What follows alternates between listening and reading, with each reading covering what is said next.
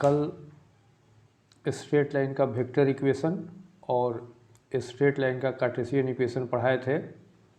तो vector equation होता था r1 प्लस लैम्डा m, जहाँ r1 को पासिंग थ्रू, m को पैरेलल मानते थे। और कार्टेशियन इक्वेशन में पढ़े थे, उसका इक्वेशन होता था x माइनस x1 बटा a बराबर y माइनस y1 बटा b बराबर z माइनस z1 बराबर c। तो x1 y1 z1 जो ऊपर में होता था वह पासिंग थ्रू कहलाता था,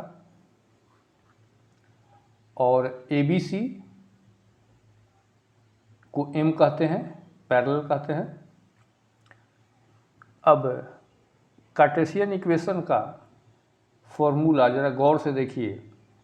कार्टेशियन इक्वेशन का हमने अब लिखवाया था x माइनस x1 बटा a बराबर y माइनस y1 बटा b बराबर z माइनस z1 बटा c।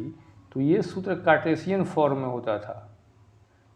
स्ट्रेट लाइन का दो रूप, एक वेक्टर फॉर्म, एक कार्टेशियन फॉर्म। तो कार्टेशियन फॉर्म में यही सूत्र था, जिसमें x1 y1 z1 जो था ये पासिंग थ्रू कहते थे, जो कि वेक्टर में r1 कहलाता था, और ABC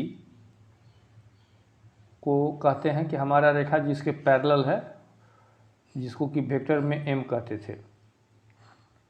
तो ये स्टैंडर्ड फॉर्म है किसी स्ट्रेट लाइन का कार्टेशियन फॉर्म में। अब हम आपको इसी आधार पर एक अगला सवाल दिखाते हैं। किसी स्ट्रेट लाइन का देखिए कार्टेशियन फॉर्म दिया हुआ है। यह आपको कार्टेशियन फॉर्म में लगता नहीं है। आपको बताना है कि यह कार्टेशियन फॉर्म में है तो यह किस बिंदु से गुजरता है, और इसका डायरेक्शन रेशियो बताइए, और फिर इसका वेक्टर फॉर्म बताइए। तो कार्टेशियन है, कार्टेशियन को आपको वेक्टर फॉर्म में लिखना है। तो वेक्टर फॉर्म में लिखने के लिए आपको r1 निकालना होगा और m निकालना होगा। तो कार्टेशियन से वेक्टर देखिए हम कैसे ले आते हैं, तरीका देख लीजिए। 3x प्लस 1 बराबर 6y माइनस 2 बराबर है 1 माइनस जेड। हम देखिए इसको हम कार्टेशियन फॉर्म में कैसे एडजस्ट करते हैं, सेट करते हैं कैसे। हम इसमें 3 से गुना 3 से भाग करते हैं। देखिए 3x बटा 3 प्लस 1 बटा 3, तो हमने इसमें 3 से गुना 3 से भाग किया।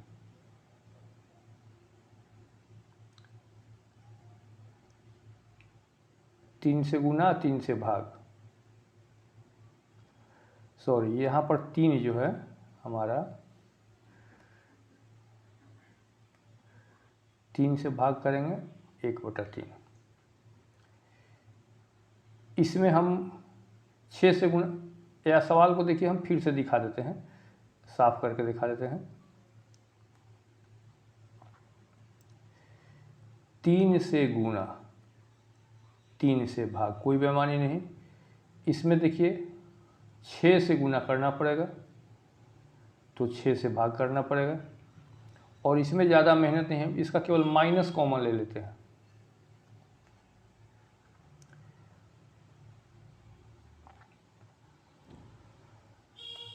तो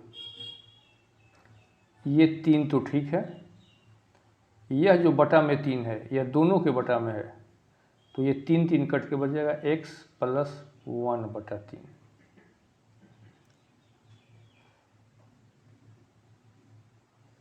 ठीक है।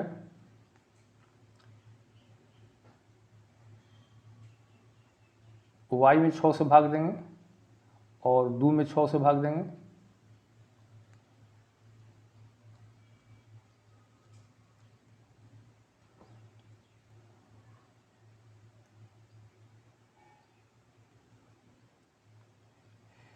तो x प्लस 1/3 तो ठीक है, यह 3 जो ऊपर गुना में उसको नीचे उतार दिया।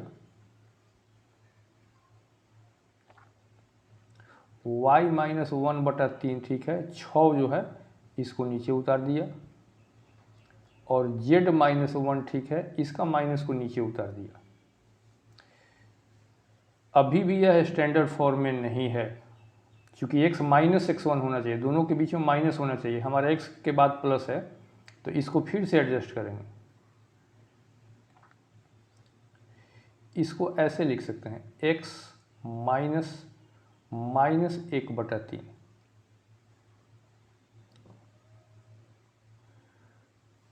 y-y1 बटा, ये आपका ठीक है, और z-z1 बटा ये भी ठीक है। अभी भी आपका स्टैंडर्ड फॉर्म में ये नहीं है। इसको स्टैंडर्ड फॉर्म में ले आने के लिए हम इसको फिर से सेट करते हैं। देखिए हम क्या करते हैं कि एक चीज़ याद रखेंगे कि जो बटा में ABC है, यह कभी फ्रैक्शन में नहीं होना चाहिए। फ्रैक्शन में नहीं होना चाहिए, तो हम क्या करते हैं कि अपने मन से जो सबसे छोटा 1/6 है ना, हम 6 से इसमें गुना कर देंगे। यहाँ भी 6 से गुना, यहाँ भी 6 से गुना, यहाँ भी 6 से गुना। फ्रैक्शन में नहीं होना चाहिए, ये ध्यान रहे। x -1/3 बटा 3 दूनी 6 कट गया, बराबर y -y1 बटा 6 कट गया, और z -z1 बटा -6। जो m होता है, जो पैरेलल होता है, नीचे जो होता है ABC, वह कभी बटा में नहीं रहना चाहिए, फ्रैक्शन में नहीं होगा, क्योंकि ये पैरेलल होता है। तो हम नीचे वाला बटा हटाने के लिए हमको 6 से गुना भाग सब में कर दिया। Is in Cartesian form, Cartesian form में ला दिया। तो इसमें सवाल था कि आप बताना था कि यह किस बिंदु से पास करता है। तो इसके लिए हम इसका पासिंग थ्रू खोज लेते हैं।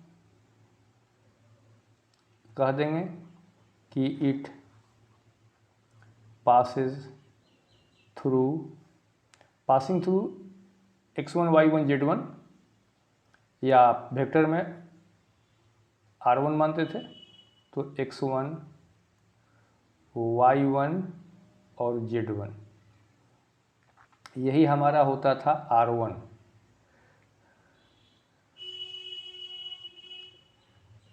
और यही जो होगा हमारा नीचे वाला जो होता है पैरेलल होता है, तो इसका डायरेक्शन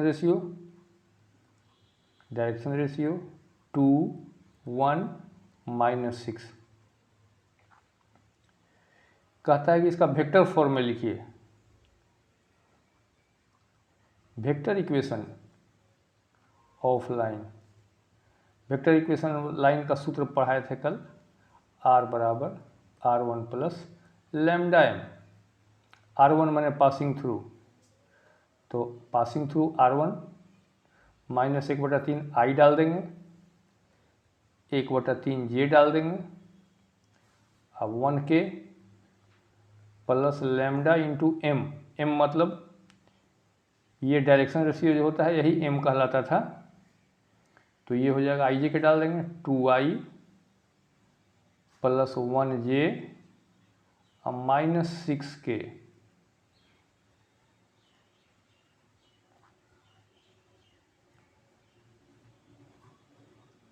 ये हमारा हो गया वेक्टर फॉर्म में।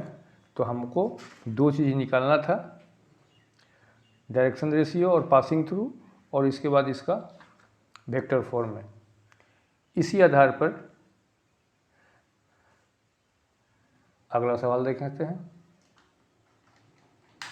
Find the Cartesian equation of line he passing through 1 3 -2। Passing through x1 y1 z1 दिया हुआ है, ये हमारा जो है पासिंग थ्रू है, और यह रेखा इस रेखा के पैरेलल है, दिए गए रेखा के पैरेलल है। Here x1 y1 z1 passing through को कहते हैं। ये दिया हुआ है हमारा 1 3 -2, एंड पैरेलल जो है इस रेखा के पैरेलल है, दिए गए रेखा के है। तो पैरेलल जो होता है ABC, ये हमको दिया हुआ है नीचे वाला 3 5 -6। इसीलिए Cartesian form. Cartesian equation of line, हम सूत्र जानते हैं,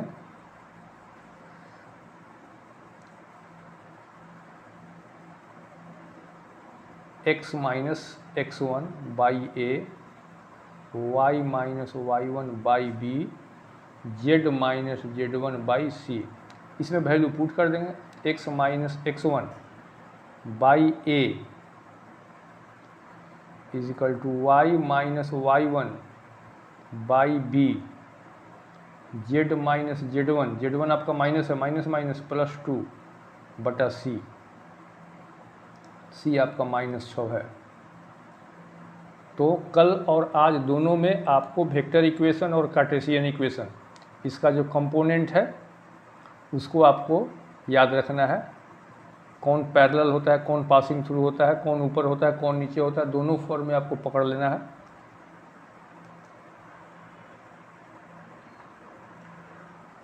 सिमिलर क्वेश्चन, इक्वेशन बताइए जो कि इस बिंदु से पास कर रहा है, पासिंग थ्रू है। हियर x1 y1 z1 मेरे पास है 1 -2 और 3, और आपका रेखा दिए गए रेखा के पैरेलल है, तो जो इसका स्लोप होगा वो हमारा स्लोप होगा। पैरेलल को होता है ABC, जो कि कार्टेशियन में M कहलाता था।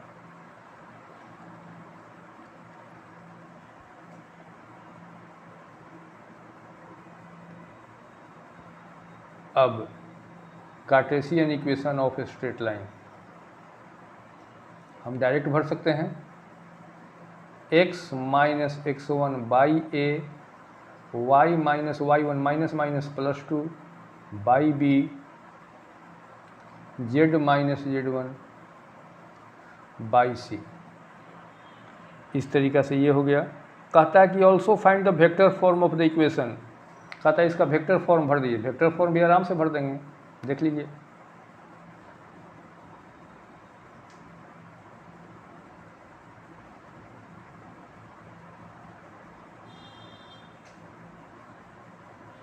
Vector equation of line r बराबर, पढ़ते थे, कल पढ़े थे, r1 plus lambda m, r1 passing through देखिए है 1i minus 2j plus 3k plus lambda into m का मतलब बटा वाला, ij के डाल देंगे 3i minus 4j plus 5k। अब हम अगला सवाल देखते हैं, क्वेश्चन नंबर 9।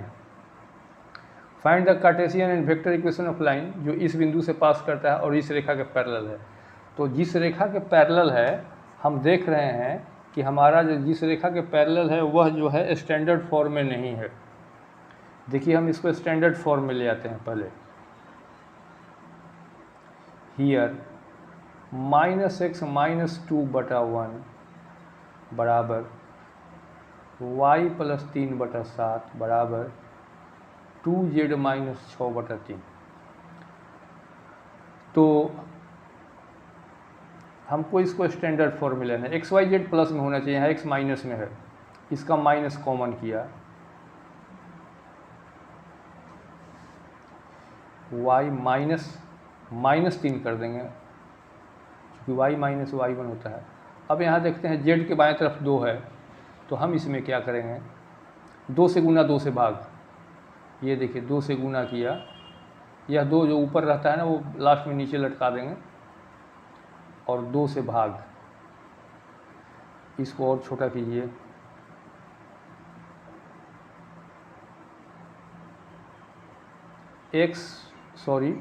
ये x प्लस 2 है, तो हम इसका x माइनस 2 कर देंगे और ऊपर का माइनस को नीचे उतार दिया, बराबर y minus y1 by B. ठीक है, अब ये देखिए हम 2 बाहर में है और यह जो 2 है हम दोनों के बटा में लटका देते हैं, तो 2z से 2 कटेगा तो बचेगा z -3। अब बाई 3 बचा, तो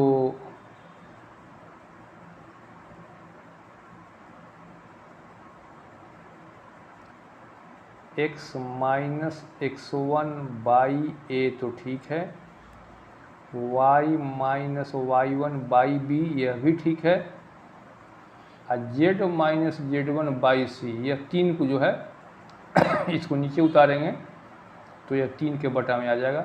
अब देख रहे हैं कि एक टेंशन और हो गया कि कभी भी ABC फ्रैक्शन में नहीं होता था, तो इस 2 को हटाने के लिए हम इसमें भी अपने मन से 2 से, इसमें भी अपने मन से 2 से, इसमें भी अपने मन से 2 से गुना किया। अब हमारा क्वेश्चन स्टैंडर्ड फॉर्म में झलकेगा।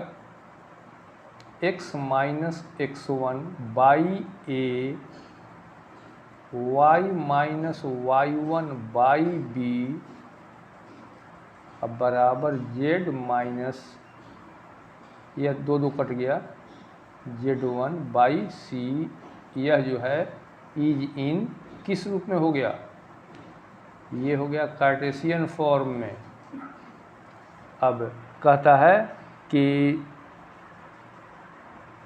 कार्टेशियन निकाल दिए, फिर कहता है कि आप बताइए कि इसका वेक्टर इक्वेशन क्या होगा। वेक्टर इक्वेशन डायरेक्ट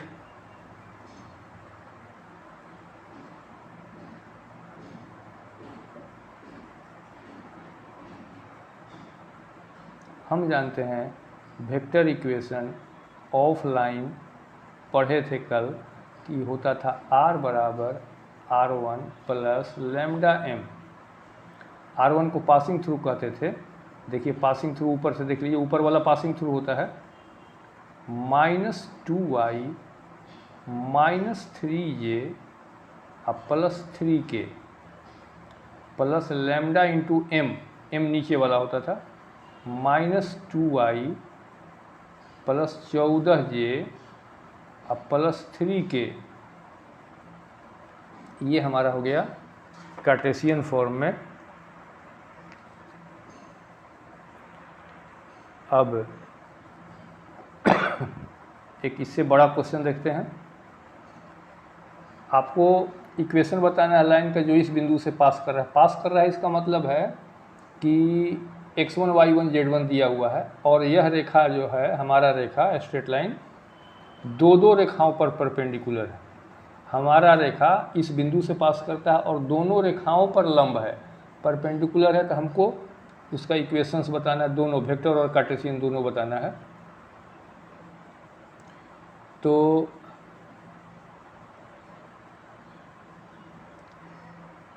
पिछले चैप्टर में हम लोग वेक्टर में पढ़े थे, एक रेखा दूसरे रेखा पर लंब होता है तो a1 a2 जोड़ b1 b2 जोड़ c1 c2 बराबर 0 होता था। हम उसी फार्मूला का यूज करेंगे। Here x1 y1 z1 is equal to है -1 3 -2। अब हमारा स्ट्रेट लाइन का कार्टेशियन इक्वेशन जो होगा वो हम दिखा देते हैं। फार्मूला यही था, x minus x1 by a, y minus y1 by b और z minus z1 by c. तो ये हमारा स्ट्रेट लाइन का इक्वेशन हो गया। चूँकि यह रेखा, चूँकि इट इज़ परपेंडिकुलर टू दो रेखाओं पर, दोनों रेखाओं पर लंब है, हमारा स्ट्रेट लाइन 2 रेखाओं पर लंब है, तो हम इसको a1 a2 जोड़ b1 b2 जोड़ c1 c2 बराबर 0 पर सेट कर देंगे। तो 1a plus 2b plus 3c बराबर 0। चूँकि यह ABC है, a1 b1 c1 हो गया और पहला रेखा में 1 2 3 है बटा में, तो 1a 2b 3c हो गया। और यह देखिए दूसरे रेखा पर भी लंब है, तो ये हो गया -3a plus 2b plus 5c बराबर 0। हमको ABC खोज लेना है।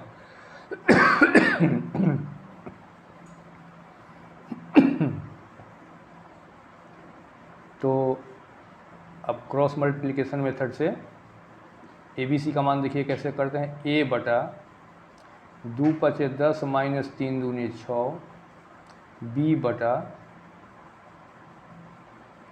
-9 माइनस 5 और c बटा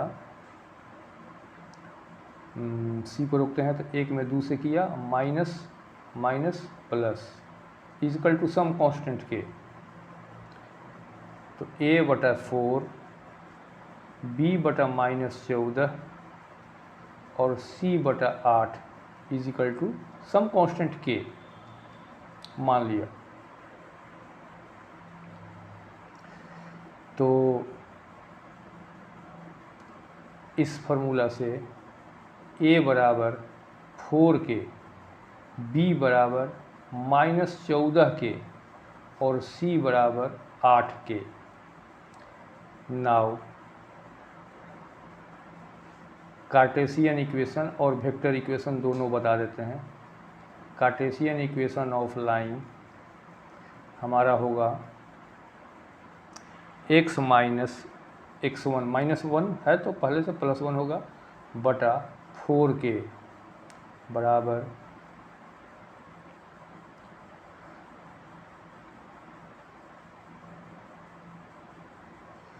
y माइनस y1 है हमारा पासिंग थ्रू 3 है देखिएगा दिया हुआ बटा b की जगह पर -14 के बराबर z माइनस z1 में पासिंग थ्रू देखिए -2 दिया हुआ है तो माइनस माइनस +2 बटा c की जगह पर 8k है।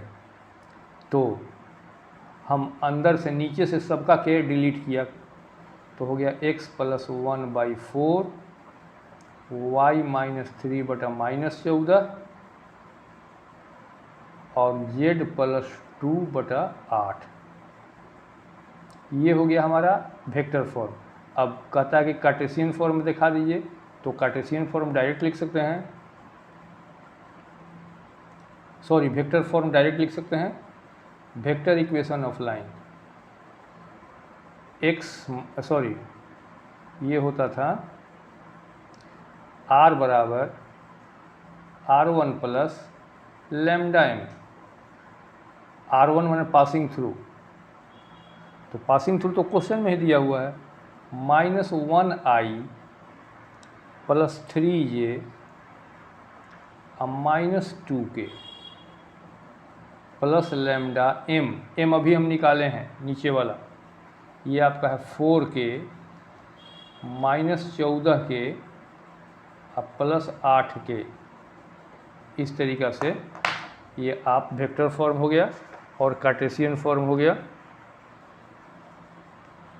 खूब करेंगे तो हम इसमें से 2 भी कॉमन ले सकते थे,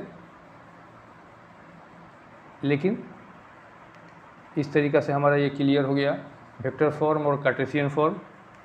कल इसमें का कुछ सवाल और निकालेंगे।